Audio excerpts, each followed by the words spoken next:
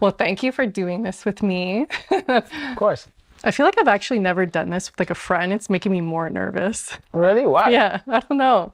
I feel like I've always been kind of inspired by your journey and like what you do. Even since the first time we met, I was always asking about like how you got into everything. Even when I was looking at your bio, it was like Zimbabwe born, LA based. That's always like a number one thing that's brought up in terms of like speaking about you as an artist. Yeah. So I wanted to talk about like bringing it. Normally I even try to like skip the background story, but I was like, oh, I feel like with you, I need to talk about where you're from because it's important and even that journey. So yeah, I want you to tell me about where you're from and like when you found music. So I'm from Zimbabwe, from the capital city. It's called Harare. I think when people ask me, they're like, what's Zimbabwe like? Like, what was that experience like growing up there and coming here? Everything is like completely like different. You know, it's like if LA is fast, Zimbabwe is like a slower pace. Like if, you know, when I was growing up, it's a third world country. And so like we had power cuts and we had water cuts and food shortages and a lot of like political unrest and different things. And so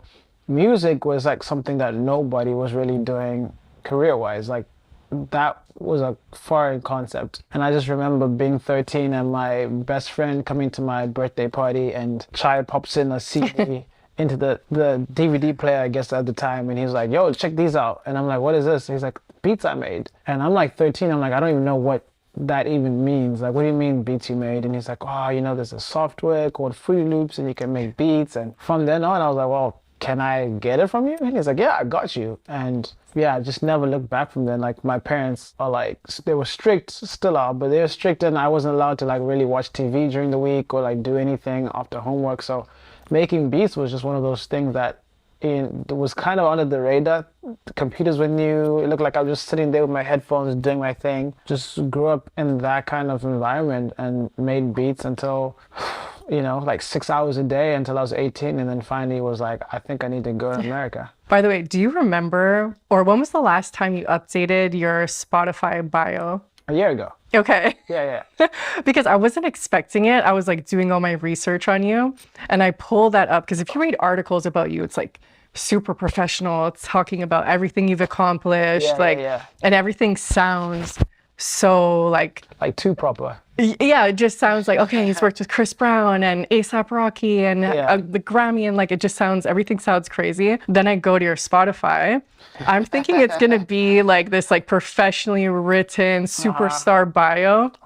And I'm like reading my grandma is my biggest fan. But honestly, the thing that like really got me was when you were talking about how you used to create music and the electricity used to go out. Yeah. And like, it was just, the whole bio is so positive and you're like, yeah, like I was creating music and like every single day the electricity would go out, but I would just continue going. And I'm reading it and I'm laughing. I'm like, I can't believe this is his bio, but we need to touch on that process because I don't think anybody would even keep that in mind. They wouldn't even think, oh, this guy, this little kid is trying to learn how to create music in Zimbabwe and his electricity is going out and he's still being positive. I used to lose beats all the time because like you said you like lost half your sessions. Back in the day, it's like I think autosaves just wasn't like the most like efficient thing, and if you didn't like save it, you kind of got carried away to be like, woo, and like with the power's gone and like now you're like, oh no, I have to start again. Yeah, the bio actually is funny bio killed me because I think I had a song that was coming out. Every now and then I just kind of go over everything and I was like,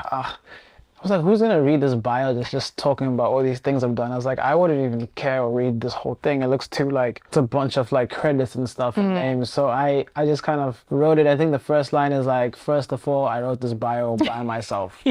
And you know, I just put like 6 lines together that I thought like were like funny and interesting, but also like real, just things that actually were true. Do you know what's interesting is I think that when you are putting out music, there's different ways to connect with people, and I've had several people like message me on Instagram and be like, yo, your bio is the best thing I've ever read. It was such a pleasant surprise. And it's like, I was like, I'm glad that like, if you go scrolling and you bump into that, it's like kind of like a little like thing you can find that you're like, oh wow. And I talk about like my favorite, like my search for my favorite hamburger. Yeah. Like, I mean, it's pretty cool that that's been something that a lot of people like catch on to. It's so funny. I guess that's just like kind of the way you are. about like you being so positive. When I was reading it, it sounded so positive, and you saying that you're losing half your sessions and like it was okay. Like I still continued going. I was like, this is just an embodiment of your whole like spirit and the way that you are. Yeah, the thing is, it's funny. Like I don't even think of it as like positive. Like I think of it as like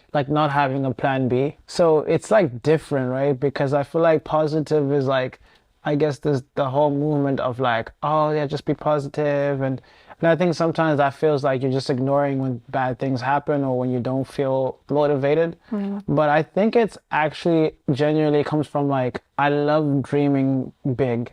I love the idea of you can do anything you want, that anything is possible. That is the concept that I'm obsessed with. I remember being 15 and telling some of my best friends in Zimbabwe, like, I'm gonna make it one day. I'm gonna be producing for like all these like big artists in America, and I'm gonna be like, and they were laughing. They were on the ground just like, you're out of your mind.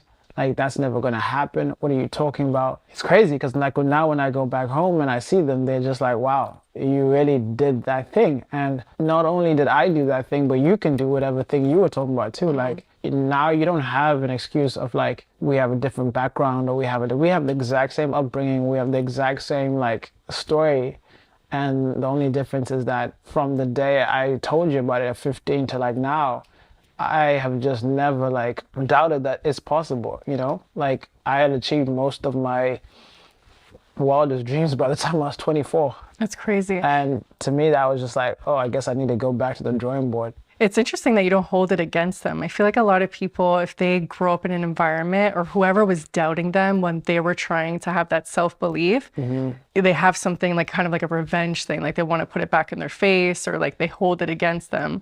But for you, you're like, it's okay. It's, of course, you know, you would doubt something that's this big.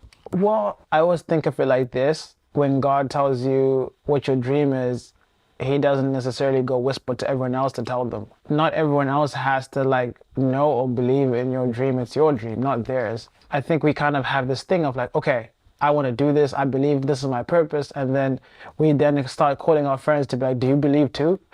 And it's like, even if they do, that's a bonus, but that's not necessarily their job or their role.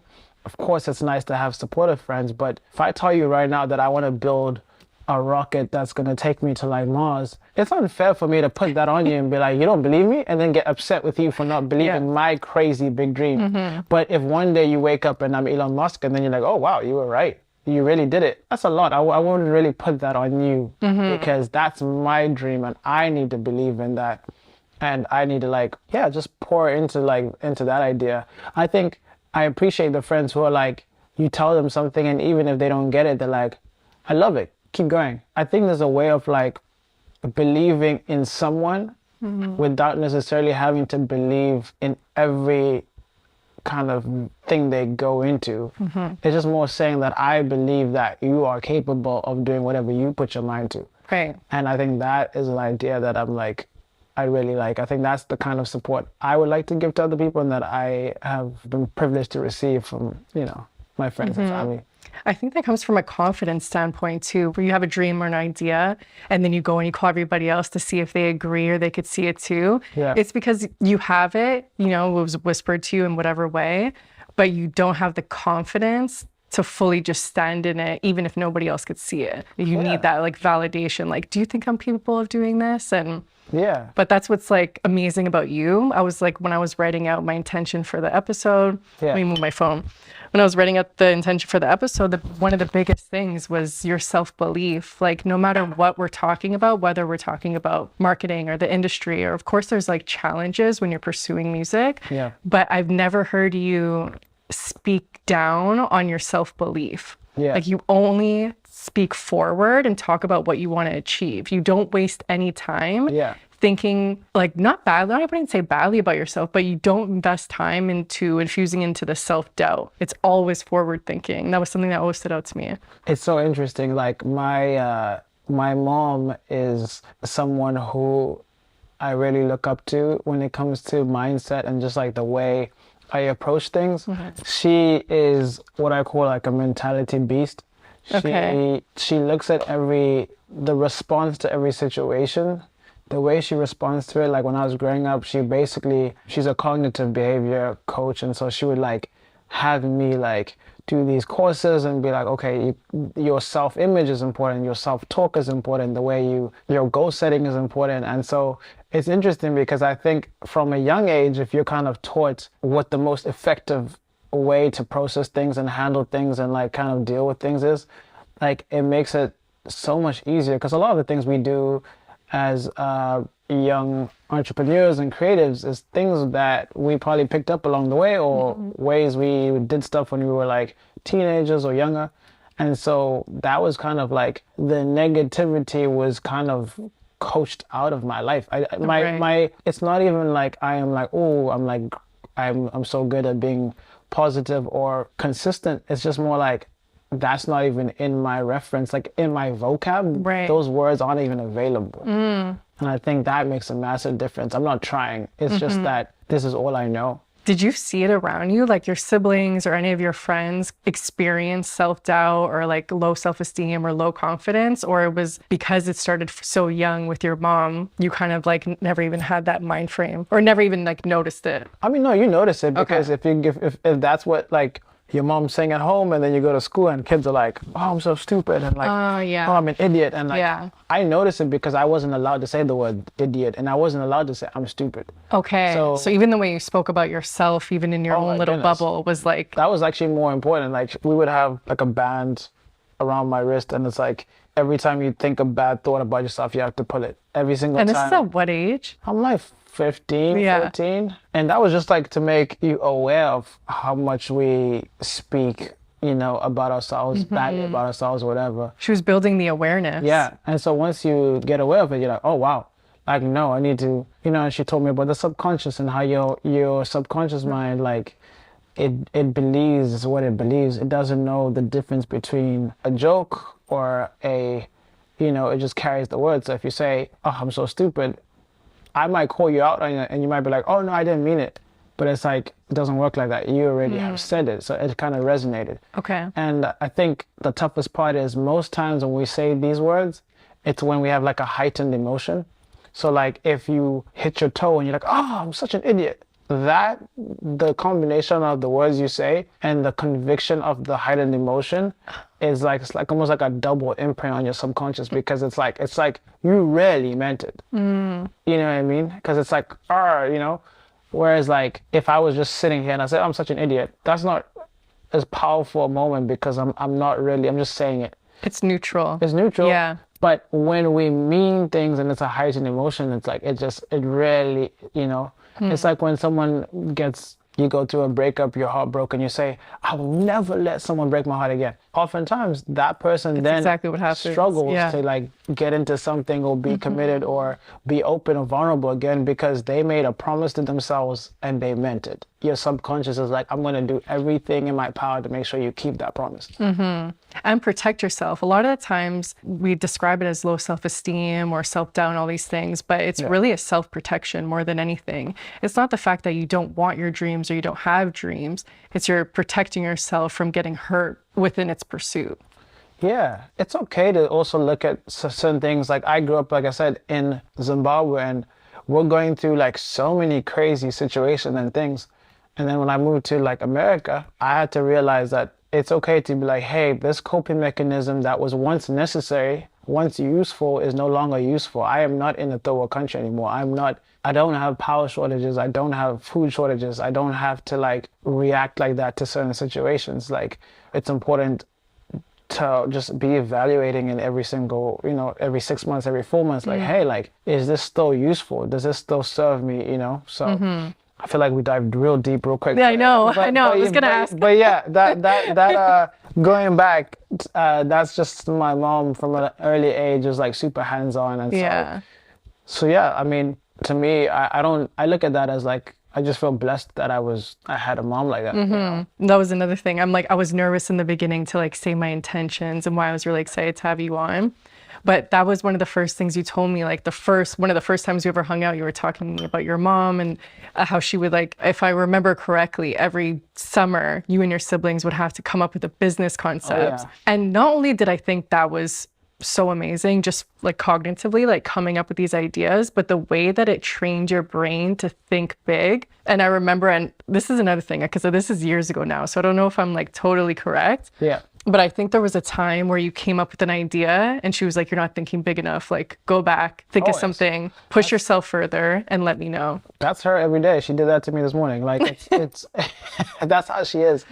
Most of us will get a personal trainer and we understand the concept. We're like, I can go to the gym by myself and I know what I'm capable of by myself. And I know when I get a trainer that they're able to push me. I mean, some people say extra 10, 20%, but for me, it feels like I'm doing an extra 100% when I'm with the trainer, because I'm like, whoa, I really like went crazy. And it's the same me, but them just being there. It's the same with, you know, when someone says, hey, like, let's dream. And like, she had this thing where she would say, you always have to have a faith project. A faith project was something that felt like it was impossible. Like, what is the thing you're working on now that feels impossible? What's the thing that feels out of your comfort zone? What is the thing that feels like it's stretching you and pushing you? And she was like, as soon as you achieve that, start the next one and like get the next faith project. Because you get bigger and bigger. Your comfort zone expands. Yeah. Exactly. And so, you know, when I was 15, maybe that faith project was me and my sister started a bakery, and it was basically we would have like 4 different cakes on there, like a chocolate cake, vanilla cakes, like pineapple something cake, and my sister was actually the salesperson and I was the baker. It was like reversed roles. Like I was in the kitchen just like busy just making the order. She'd be like, all right, I need 2 chocolate cakes right up. I'm like, all right. And we would sell the cakes to my mom's friends, and like we would actually like make like quite a lot of money, because it was like, you know, for like unemployed teenagers, like it was like holidays like Christmas or something, and we'd be like selling like 3-4 cakes a day, so you're like at like $20-30 a pop, and we'd be like, all right, cool, today we made $120, and then my mom would come in and be like, all right, well, so for my electricity it's gonna be $12, for my ingredients it's gonna be $30, for my the use of the rent for using my kitchen it's going to be, and we would be left with like less than half of what we went into, what we thought we had. But you know, she was like teaching us like, this is how it is, like you don't just, it's not all profit, there's like the cost and everything, and the operations and everything. And so yeah, it's every summer it's like we had to come up with a proposal, come up with a thing. Like it was crazy. Sometimes I look back, I'm like, I don't know if she was trying to raise kids or she was trying to like, it was Shark Tank at home basically. No, yeah. But that's even for your sister, I feel like that's amazing, because kids, like little girls, they grow up and they have like a little easy bake oven and they have a kitchen, and they're almost like bred into the concept of like, I don't want to say housewife, but just as a woman's role is like in the kitchen. Yeah. And your mom is training your daughter on how to build businesses. Yeah. And giving her that mindset at such a young age. So that's amazing. It was crazy. Yeah. That's why I'm so gracious when I'm meeting people, because we all have different backgrounds. Some people like didn't grow up with parents. Some people's parents, they did the best they could. So it's tough, but I think throughout your life, like I think a lot of people, that's when you see people like, you know, listening to podcasts, reading books, attending courses, and, you know, always just trying to like push and get better at these things, because it really does make a difference. Like even sometimes people be like, they'll ask me a question like, how did you like do the song and how did you do that? And I'll kind of always backtrack to like a mindset thing, and they kind of feel like I'm giving them like the runaround answer, like, okay, but that's not what I'm asking. Like, who did you call? Like, who was the connect? And I'm like, you see, the question you're asking, I'm actually trying to tell you the actual answer, but for you still think it's like a who you know thing. And I'm like, I'm trying to tell you, I came from like Zimbabwe. Like when you talk about degrees of separation, I didn't know anyone who knew anyone who had been to a concert. That's how we grew up. So it wasn't like I had a plug. It was truly like writing something down, putting it on your wall, and being like, okay, this is what I'm going after. So I have this thing where I do care about how people in my inner circle give feedback. Give feedback. Okay. Like I think it's really important how you give feedback, because there's an art to it. Well, I just need everything to be useful, right? Okay. So like one time I shot a music video. One of the people on my team was there for the prep of it, but then we went to like Yosemite, and so when we did it, she wasn't there. So we got back, and so we edited and finished it, and then she saw it and she's like, oh, can I be honest? Like, not too crazy about it. I just don't think it was like, and it's like, well, that's fair, but like, what am I supposed to do with that? Yeah. It's like, like, what can we do to improve what it is? You know, especially when you're like an independent artist, it's not like you're like, oh, let's just run the budget again and go shoot again. It's like, you know, so it's so interesting. That's something that I actually care about. Yeah. I was scrolling through Instagram. You know, it's like when you scroll through the reels, it's so similar to TikTok. So like half the time, if I'm in like in a zone where I'm just scrolling because I have like 10 minutes to waste, I don't even know what platform I'm on. I was scrolling on one and it was this girl's podcast. And she was reading a text from her mom. And she told her mom, we're talking about moms a lot today, but she told her mom that she's going to start a podcast. I don't know if it's the concept of the podcast or just that episode. Yeah. But that it's going to be speaking about people's blind spots. So she's like, if I'm going to do a podcast on people's blind spots, I should be aware of what my blind spot is. She's like, can you give me feedback? Like, tell me what you think my blind spot would be. Yeah. And she reads her mom's text message.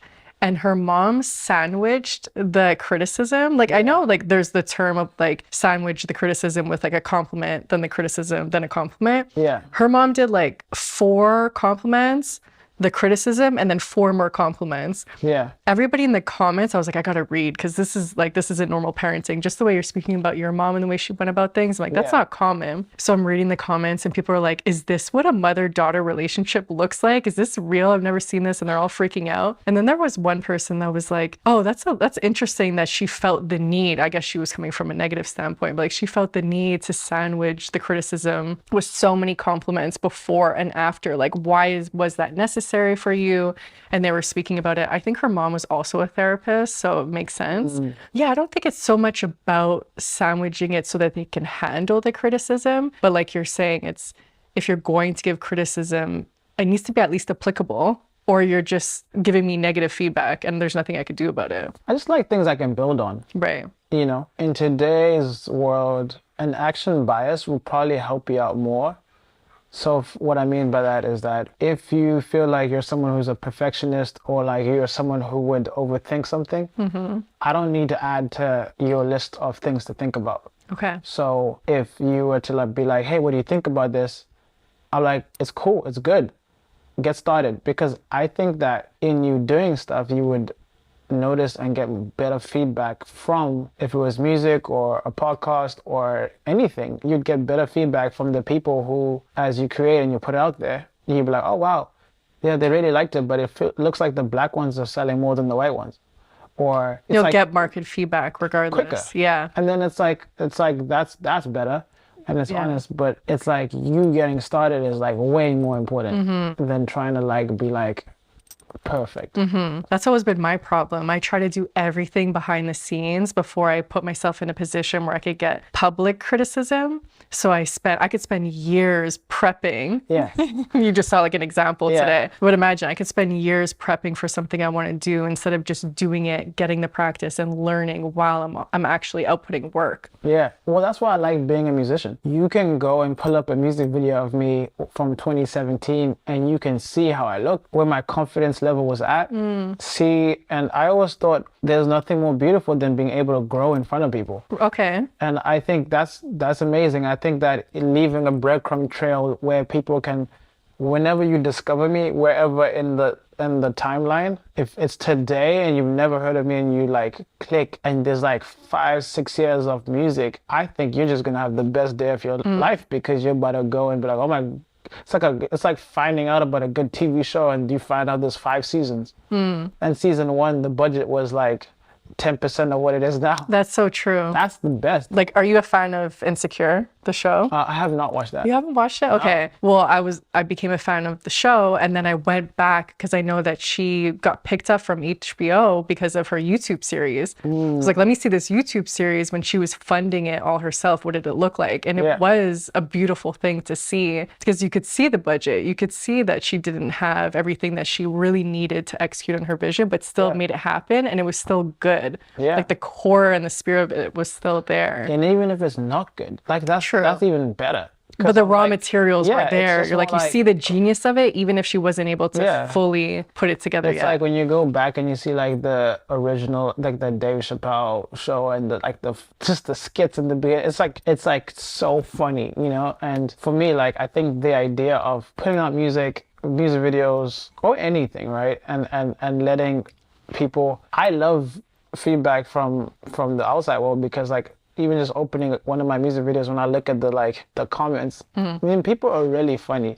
And like sometimes They you do know, get creative. yeah, they're funny, they're creative, sometimes they mean, sometimes they like anyone who's taking the time out of their day to like actually be commenting. It means like in some form of fashion you got their attention. So you know, you just can't take it personally. I think most people, what their friends and family think and say is actually way more impactful than strangers. Yeah. Well, even today, I was like, I feel like I'm more nervous in front of you than I am with somebody that I met. And within 15 minutes, they're sitting down and we're getting into it, because it's like, there's no investment. There's no backstory. Yeah, yeah. It doesn't like, however I come off that day. Yeah. So that's the totality of their vision of me. I don't even know why you're nervous. No, now I'm not. But you know, like in the beginning, I was like, oh, I'm actually more nervous with somebody I know than a stranger, which is odd. Well, it's interesting because I had to, when I was starting off, because I started off as a music producer strictly.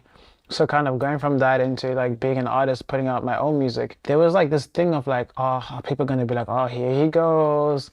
Like, now he thinks he can put out his own music. And it's like the songwriters and producers I work with, like, it's crazy. Their opinion was like what my brain, like what was so-and-so think? What was so-and-so think? Like, what's so interesting is like 5 years down the road, those opinions like matter the least, because everyone else is so busy doing their own thing. Like, you know, I read the statement, they were like, just remember, nobody ever became wealthy, successful, or like groundbreaking because of their family and friends, bought tickets, or because their family and friends, they're not gonna be the ones, like, even if all your family right now purchased merch or something from you for like $100, like you'd still only get to $2,000.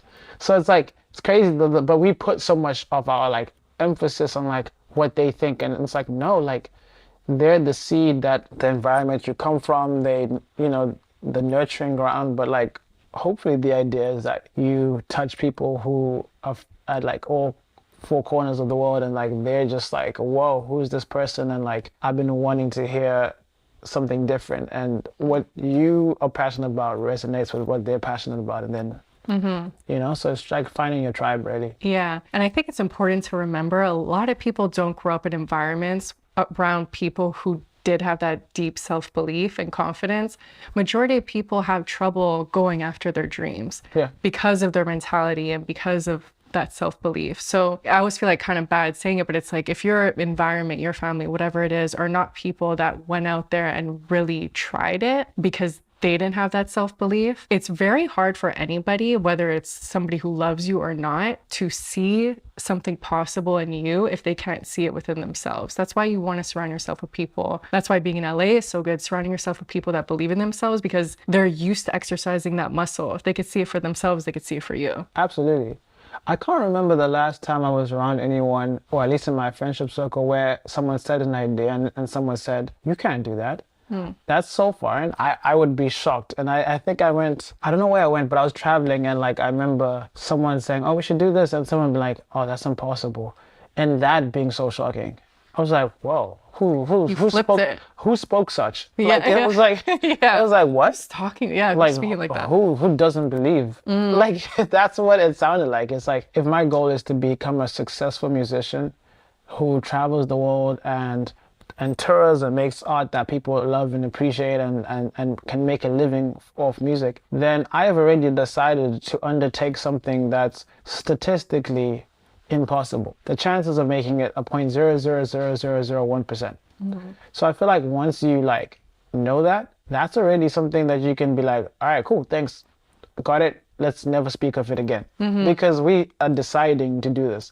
It's like if we are at a medical center, we decide we're gonna come up with the cure for cancer. Like, we can already be like, this is close to impossible, but let's do it. And then once you get that out of the way, I was reading something the other day, it was like, starting with incredible optimism and then pessimism and then switching back to optimism. And it was kind of just speaking of like a way to approach it, of like coming up with the idea, then realizing how difficult it is, sitting with that, facing it, and then saying, okay, are we all okay with pursuing something that's impossible? And then we say yes.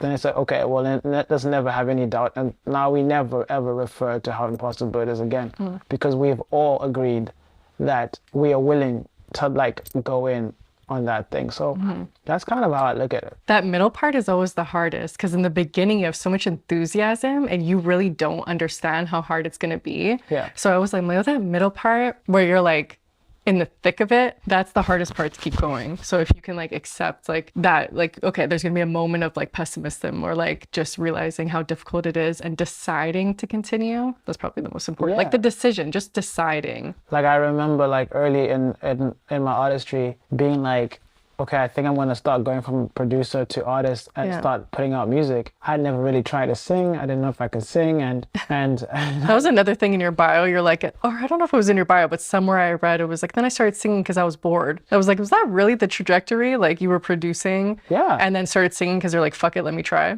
Yeah, because like I was so tired of like just being in you make all these songs that don't go anywhere. You know, maybe out of 10 songs I make, only 1 or 2 come out because an artist decides, oh, I don't like that song anymore. And you kind of, okay, so they don't like it, now it's not coming out. But you spent weeks working on it. So I was like, I need a little more, I need control. To know what I'm doing is like be heard. And so I decided to like make my own music. I was gonna maybe do like a DJ thing. I was like, maybe I'll just like make the beat and get someone else to sing. And then at some point I sang a little bit and my manager was like, oh, who's singing? I'm like, oh, that's me, but we're gonna fix it. She's like, no, you sound great. I was like, no, don't lie to me. She's like, no, just keep going, keep trying. And what age was this? Like, had you already moved to LA? Had you been here for a while? Yeah, I was 25. Okay. Yeah. And you moved to LA younger though, like 19? I was like 20, yeah. Okay. So 5 years, did 5 years of like producing. Right. Did really well. Did stuff like Chris Brown, Jason Derulo, all these people, like soundtracks, movies, and like my dreams came true. I was like, whoa. And then found myself being like, this isn't enough. It's not fulfilling enough. I go from like that feeling to like, now I'm trying to sing. Okay, now I'm singing a bit. And within 2 years, I have a song, I get a call and they're like, hey, we want to use one of your songs for Spider-Man, for Spider-Verse. And then the next thing they're like, oh, Nicki Manaj wants to get on it. And next thing you know, like I've got a song with Nicki Manaj and it's in a movie. And I'm going to watch the movie with my family. And I'm sitting there like, wow, I thought I couldn't sing. Wow, and now I'm singing with one of the biggest artists of all time and one of the biggest franchises of all time. And it made me really take a seat back and be like, we really like don't know what we're capable of. This dreaming thing, I felt like I needed to even be like, it could get crazier. Like, should I start like, maybe I should act. Maybe I should like, it opens up your thing. And so yeah, it's been a beautiful journey of just confidence building and just taking those leaps of faith. And I don't know, I'm still yet to like land on my face. I feel like every single time I jump and it's like, you get like that 10 seconds of like, oh shoot, what's gonna happen? And you land on your feet and you're like, oh wow.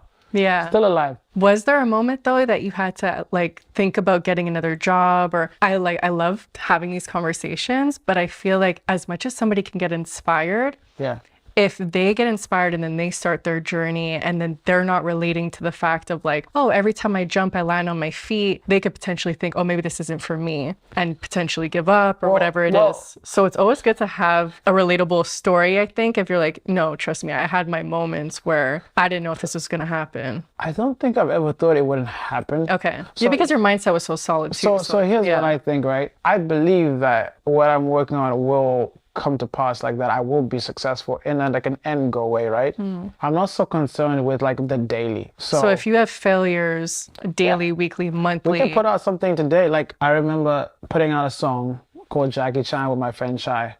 And I just thought it was such a hit. I made this song and I was like, this is so dope. We went to New York, shot the video in Chinatown. It was a hit though. And it comes out. Yeah. But what everyone doesn't know is that when it dropped, it got no playlisting, no one was listening, it wasn't streaming, it was getting like 300 plays a day.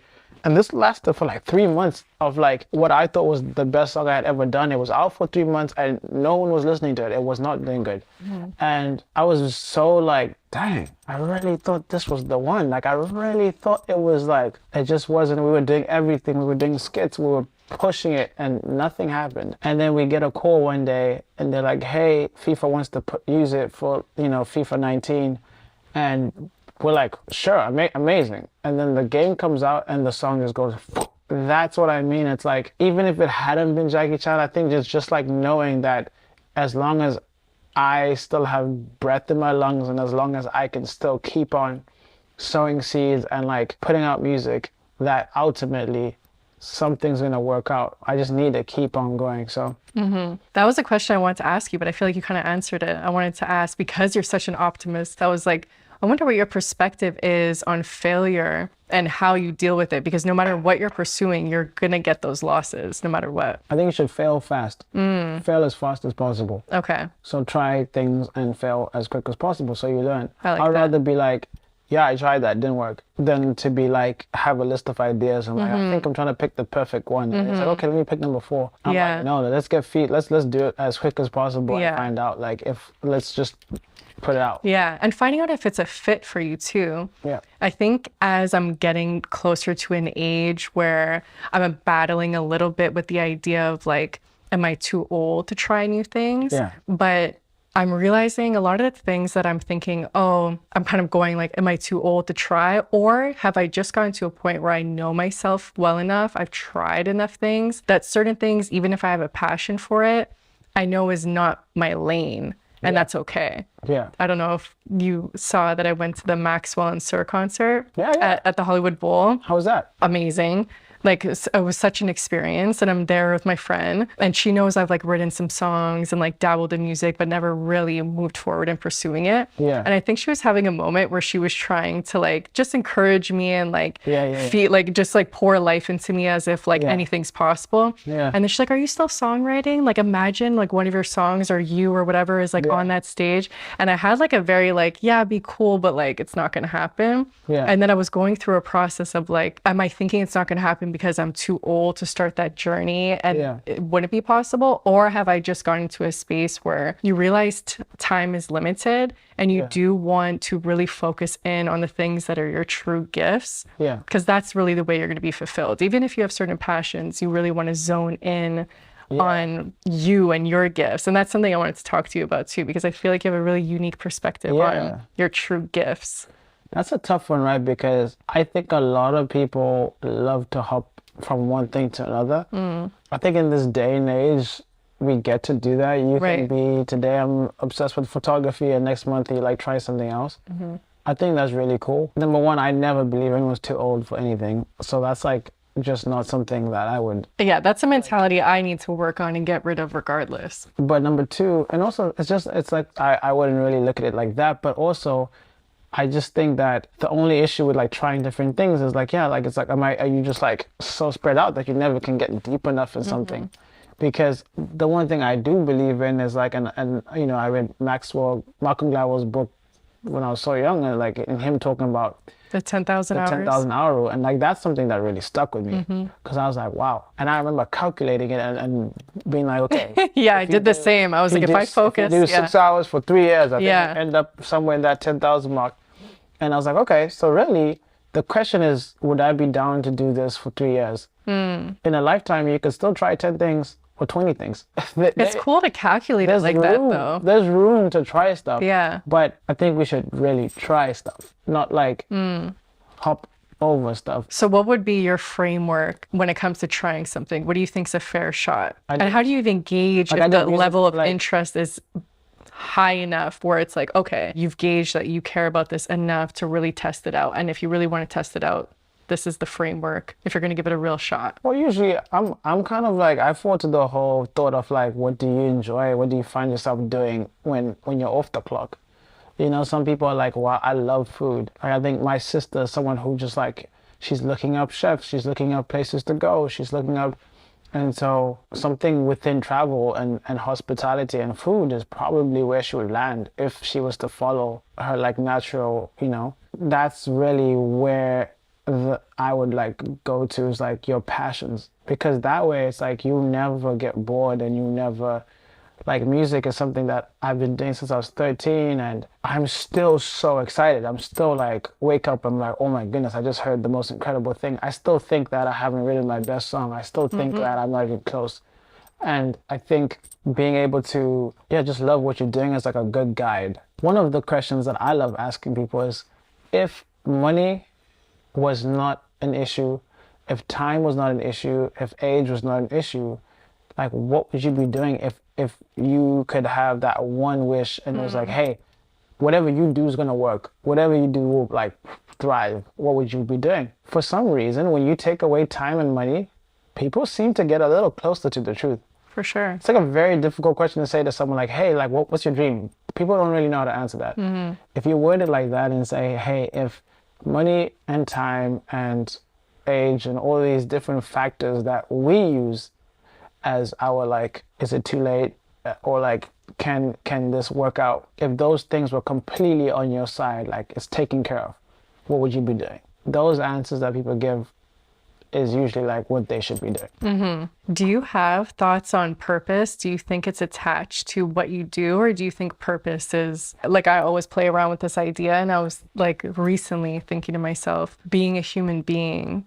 just being alive is your purpose. Like, I think we try to make it a little bit too associated to the world we're living in, or capitalism, for, you know, and attaching it to like a job and a profession. But yeah, I'm curious about, because I think it could go both ways. I think you could tap into what your purpose is in this world and turn it into a profession, but I'm curious what your perspective is on it. I think everyone's purpose is different. I think some people's purpose with parents, like, you know, if your purpose is raising a son or daughter, and that person then goes on to become someone who is a doctor who comes up with a cure for this, it's like, that unique purpose is like so important. You know what I mean? It's like, yeah, maybe they were not the most ambitious parents, but like they provided an environment that was safe enough to cause someone to be able to dream and go after something.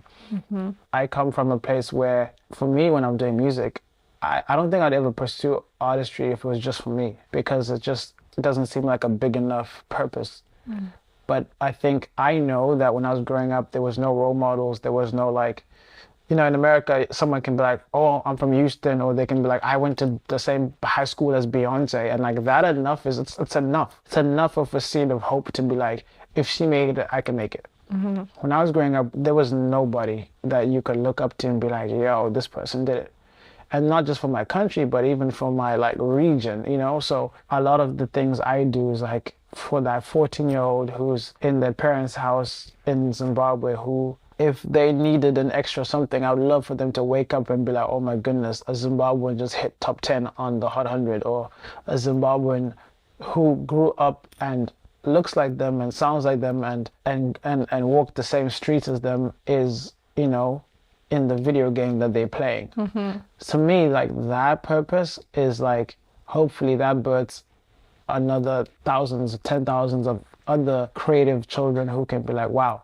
Like even in my life, I know like at least 6 people who were only allowed to go to pursue music because of me, because their parents were like, oh, I guess like Bantu's doing it. I see, yeah, it's worked out for him. Okay, yeah, you should, you know, try it. Wow. So yeah, I think the purpose question, I'm like, yeah, being alive is important, but I do think that depending on where you're coming from, I don't know, it's what keeps you up at night. Like to me, like that's what like keeps me up at night. I'm like, I have to keep going, because the further I get, the more possible it'll be for other people to follow. Through my research, when I was like listing out all the questions, it was more so like step by step when you came to LA, and you know what happened there in terms of like you pursuing singing and like getting that started. But I didn't even know that you had an album with Chai coming to America. Oh my God. So I wanted to know, because I was going to talk about your EP, but I was like, I want to find out about the Coming to America album and hear a little bit about that. That is actually one of my favorite things we've ever done. We actually want Really? to start working on the second one, because it's like, we put out, the first one's called Coming to America Volume 1. Okay. So you knew there was going to be a second. We knew. Okay. And the idea is and should I call him Dr. Chai? I feel like Chai, if I'm going to be Chai. professional or not professional. I mean, it's all the same. Yeah. So Chai is my best friend, and our story is actually pretty crazy, because not only did we grow up together, and not only was he the one who introduced me to music when I was 13, but our dads went to high school together and they were besties. Wow. This is Okay, I didn't know that This is part. like a second generation Oh my friendship. God. It's like very actually Like the DNA just makes sense. yeah, like our dads were hanging out yesterday. Like Wow. like and it's like crazy. And then we went to the exact same schools the whole time. So Okay. like I've probably seen him almost every day since I was 4 years old. It's like that kind of thing. I think those kind of friendships are so rare, and so we together we're just like it's just like we're all just laughing and joking, and like honestly like we're just like how do we turn this into like a project, like so we thought about the concept of like we both moved to America, so it was like this coming to America, and it's like Africans in America. Yeah. And so yeah, we did this EP, and it was actually wild because as we were doing the songs we were like, okay, this one let's shoot the music video in England, this one let's shoot the music video in Dubai, this one let's, and we just did these videos. Like we did we had a song on there called DiCaprio. Yeah, we went to Dubai to shoot the music video, and the whole thing we kind of set these like creative parameters where it's like, okay, you have 48 hours to shoot the music video. Okay. You have to go to a country you've never been before, and as soon as you land you have to start shooting, and you don't have like a treatment, you just freestyle, Okay. and that's the parameters. Did And that make seeing- it fun it or makes it so fun. okay? Like it wasn't It's- an efficiency thing. It was a fun It's challenge. fun, it's stressful, it's crazy, but Okay. it's like just to see what happens. And we've had really good luck. We've done like 5, 6 times. Like Jackie Chan was done under the same exact, I don't call them rules, but the same yeah. exact kind of thing. And the video went viral. It was like people's favorite video. And I remember people being like, how did they get an empty, It was like a subway. Yeah, yeah. like caught in New York and Yeah. Manhattan? And the truth is like, some people thought we had the craziest budget. Like, oh yeah, they must have just like, oh, this is definitely a high budget video. They just like rented out the whole train. I was like, have you ever tried to rent out the train in New York? Like who do you call? I don't know what kind of money that is. But no, we were just, it was the coldest day on the coldest night in February, and it was like so cold, and it was 2 a.m. and no one was out. Okay. And we just shot stuff, and that's what I'm saying. No plan. It was just that just happened. And so with that EP, we had so much fun making it, and we're gonna do it again. But it's always fun just working together. That was another thing in terms of when you were speaking before and you're like, I didn't even realize, speaking about dreams, you were kind of looking in one angle and you're like, oh, I could sing, and now I'm on a song with one of the biggest artists in the world. Like I knew I could dream big, but I could push it even further. I was researching and I was reading that you ended up directing or like co-directing a lot of your music videos and not even really realizing it. And you're like, oh, I didn't even know I was putting a restraint on my creativity. Like if you're an artist, you're an artist. I just had never tried. And like most things, it's like I'm in the back, I'm producing for artists. They come in, I help them with the beat, and then we write the song and it's done. So now I'm like, well, I need to put out my own music, and I'm like, well, I can't afford to like hire like Director X. Like, so it's like, where do I start? Shout out Toronto. You know? And so I end up, one of my best friends, he studied music video or like just video in general while I was studying music. And so I was like, yo, do you want to just help me with my videos? And he was like, okay, cool, let's do it. And I just got so like hands-on about it. I would research, find locations, come up with ideas, get like, by the time we were like done, I was like, oh wow, I'm like co-directing these videos. I'm like, got really good at it. Yeah. And I was like, wow, didn't know I had that kind of artistic eye. Didn't even know that was a thing I was passionate about, loved, or could even do. And so yeah, we traveled the world together as friends and shot amazing videos, and those videos have been watched by millions of people, and it's a great feeling to make art. And on our end it wasn't work, we were just having fun capturing like what is the coolest thing. We shot a video in Cuba. Like, we had never been to Cuba. We just hopped on planes and got there and shot stuff, and the locals were like, oh, come up to my like balcony, shoot up my this. Oh, and we met a cab driver who said he would be our guide for 2 days. He took us to the forest. We shot like, I mean, it's just it's been so fun, and I love it. I love being able to be creative especially in different countries and spaces that, you know, are foreign to me. When I think about Cuba, I love going to Cuba. When I think about Cuba, I just think of all these colors. Yeah. And when I think about your aesthetic, I think of all these bright colors. Yeah. Like, I feel like you can't speak about you or your visuals without thinking of bright colors. Yeah.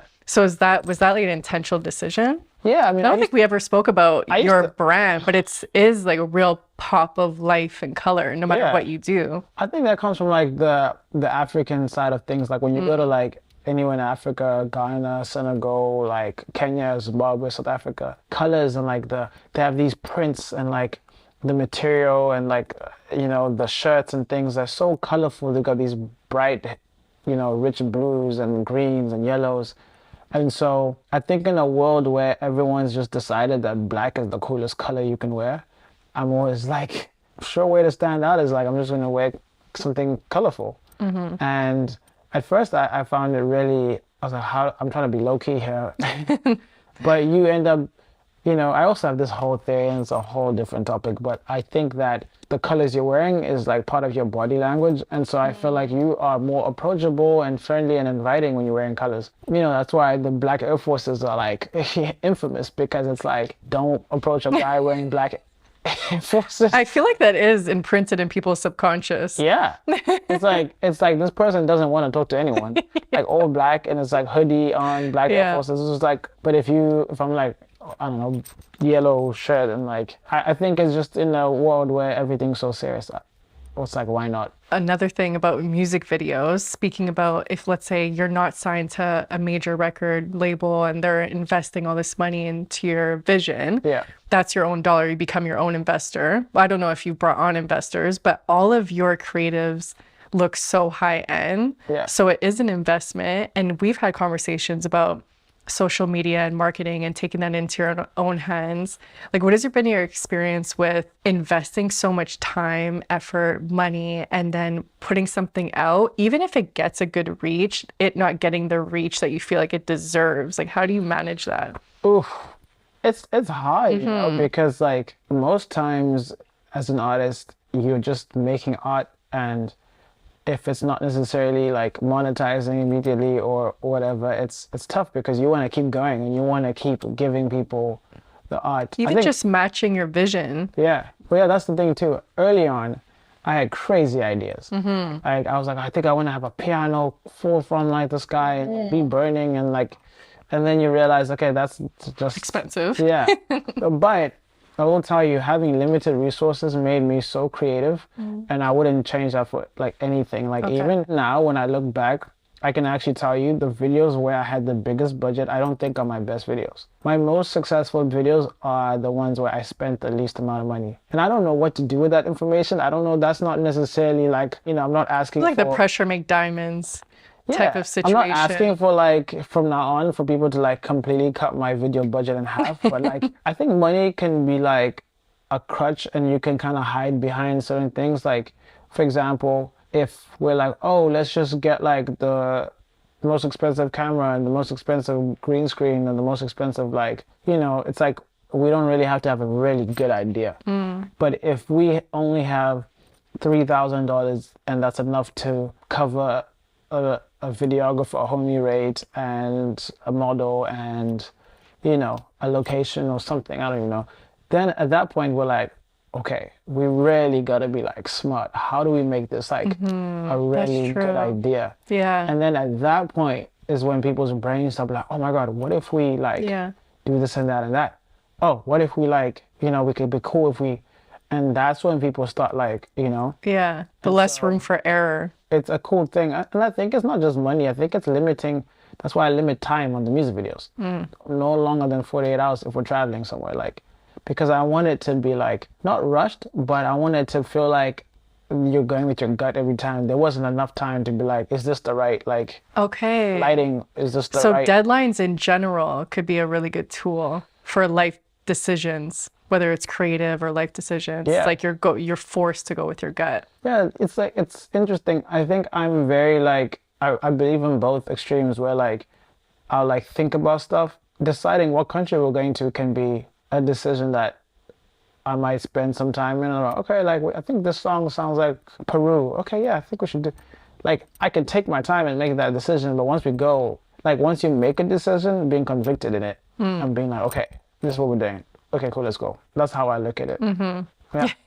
Just popped into my mind when you said I have FOMO. And I think You that's have the biggest FOMO. yeah, that's what it stems from, is not being decisive. And then when you make a decision, feeling secure within it. Yeah. Like I'll make a decision within my instinct in that moment, and then I'll doubt and backtrack. Was it the right one? Whatever. So I think just hearing somebody speak about being decisive when you make a decision and enforcing that. It's like if you like trust yourself, basically. If you haven't made the decision, it's up in the air. And then once you make it, committing to it. And then if new information comes, maybe change your mind. Yeah. But just being like committed to whatever the momentum is, you know? It's kind of like, to me, I find it like if you ask me right now, like, hey, where should we go to eat dinner? Yeah. We could be indecisive for 5 minutes. Once we decide, hey, I think we should go to this restaurant downtown, then we have to get in the car and drive that direction. We cannot be driving that direction and still then thinking about it. But that's what I do. Yeah. Yeah. I don't know how you... No, it's a muscle that I'm trying to build. Yeah. And that's why I like talking to you about it, because I think that you're good at it. And I think there are a lot of people who doubt their decision-making process. So I try to get little facts from people who are efficient at it and see how they experience that. Because you're making decisions every single day. Yeah. Some are big, some are small, but you want to kind of get good at decision-making. I think it's part of my fail faster thing. If we go to the wrong restaurant and we get them, the food wasn't good, then at least we now know that this is not the place to go next time. We just need to get an answer quick. So then now we know. I do want to talk about your EP. Yeah. Because I love it. And it was cool because I was actually present for the experience of it being put out, it getting dropped at midnight, going to your release party. Yeah. I don't know what went into it, but yeah, I want to hear about it, because just seeing what I saw on the outside, first of all, you calling it Afrotherapy, you being in Africa. I remember there was a video of you walking down the beach and me looking at this and this does feel therapeutic. Yeah. So I want to hear about your inspiration behind the album. Well, it's funny. I mean, when I came up with the name, I was working on this EP and I had no name for it for 6 months, and I was like, okay, it needs to be crazy. Then I sat down, I'm like, I'm not getting up until I have an EP title. And I was like, I sat there and for 2 hours and just was like, this is crazy. And then I was like, oh man, so crazy since I started doing therapy, everything. And then I was like, oh, Afrotherapy. And it was the weirdest thing, almost like when I gave up and I was started thinking about something else, that's when it came. The law of least resistance. Yeah. That's what don't you feel like so many things in life happen exactly when you give up and then the resistance is gone and then it comes to you? Yeah.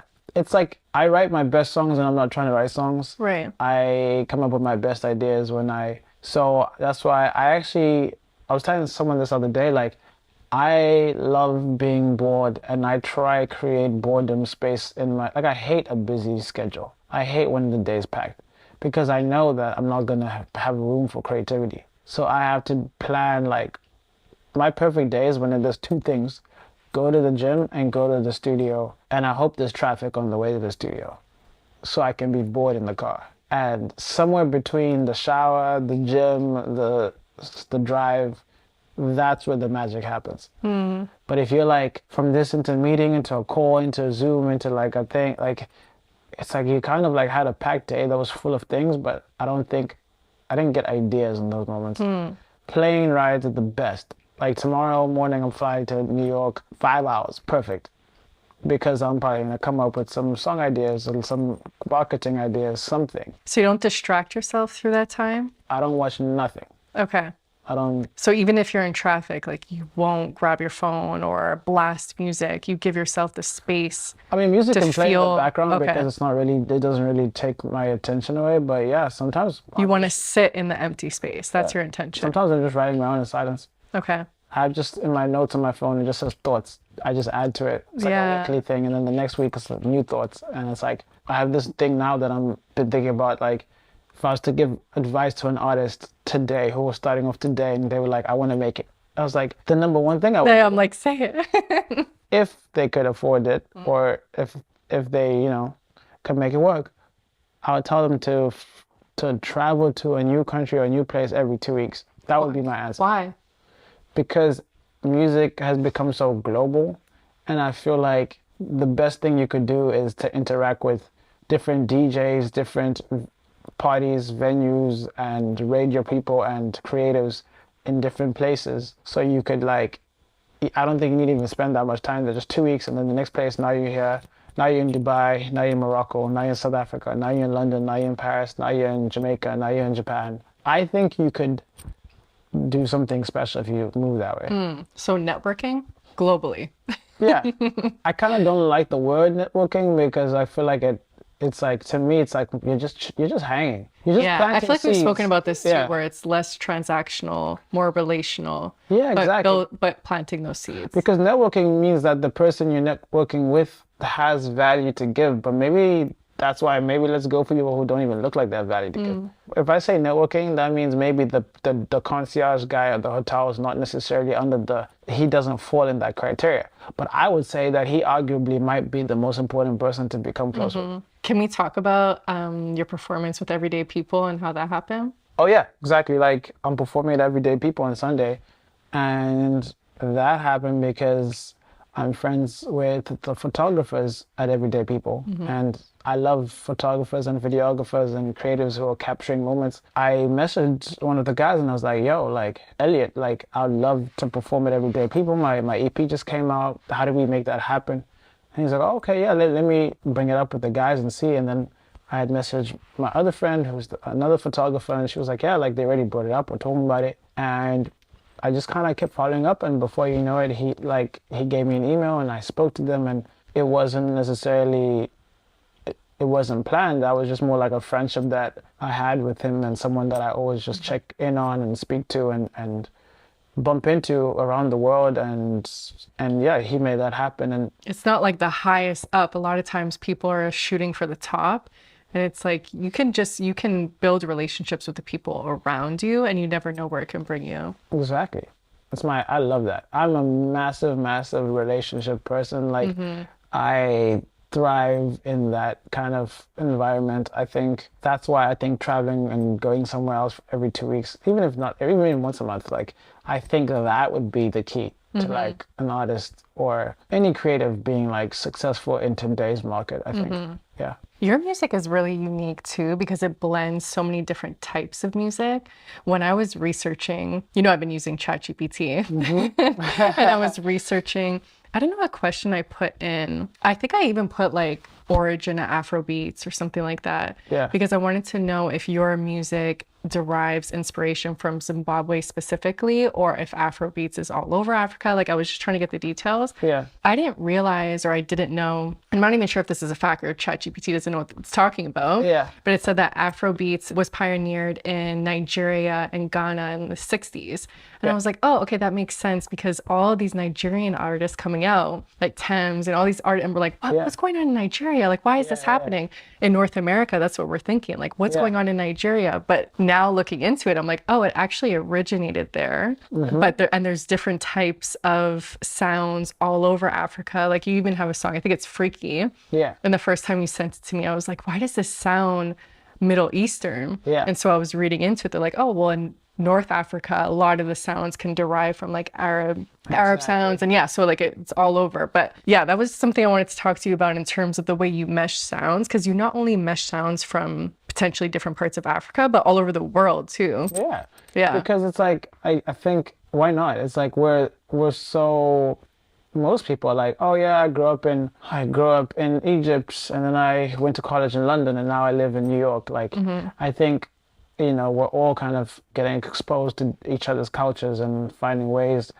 I think you see it in the restaurant industry where it's like Middle Eastern, Indian fusion, and this and this. Like, it's true. Yeah. To me, it's like with music, it's like, why not? Like, and I think, yeah, like you have, Afrobeats coming from Ghana, Nigeria, and I think too, like, Amapiano coming from South Africa. I think to me, like, I love making music that's just through my lens, like, oh my goodness, like, how would I interpret or do it, And that's why I call it Afrotherapy, because it's not necessarily me saying this is the genre. It's me just saying this is based in African music and this is my interpretation of it. And I just want to take what I think is like the best ingredients from around the world and just kind of cook up something that I think is cool and new and fresh. So honoring everyone who's come before, but also like, seeing where else it could go. Is there an element specifically that you're really loving right now? I'm a piano and I just Yeah. love the energy with it. I think it's just so crazy and I love how